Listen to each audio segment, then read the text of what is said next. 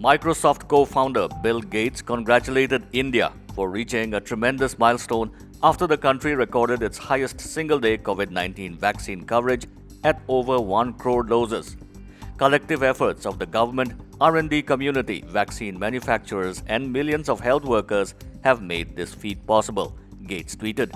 He tagged the Twitter handle of Prime Minister Narendra Modi's office.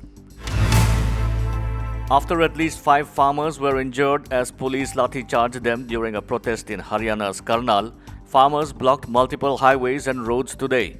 Reports of traffic disruption were received from Hisar, Jind, Bhiwani, Rohtak, Dadri, Fatehabad and Ambala.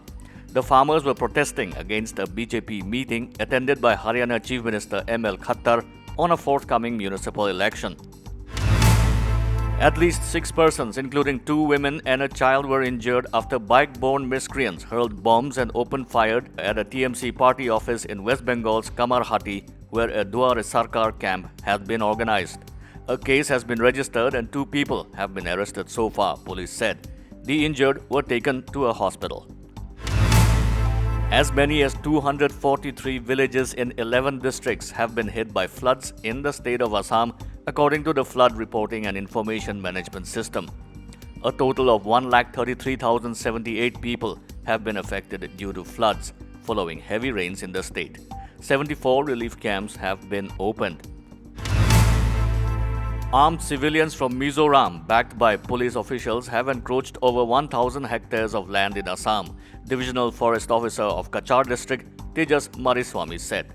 It didn't happen overnight, but slowly and strategically, people from Mizoram did it, Mariswamy said. This comes after a group of Mizoram civilians allegedly stopped road construction laborers who were building a road. The United States military on Friday said that it had carried out a drone strike against a planner of Islamic State Khorasan, or ISIS-K, the group which claimed responsibility for the Kabul airport attack. Initial indications are that we killed the target. We know of no civilian casualties, said Captain Bill Urban of the Central Command. Actor Jason Statham has been roped in for a thriller film titled The Beekeeper. The film explores universal themes with an unconventional story that will have fans sitting on the edge of their seats, Bill Block, CEO of Hollywood studio Miramax, said. Written by Kurt Wimmer, The Beekeeper will start production in 2022 in London and Atlanta.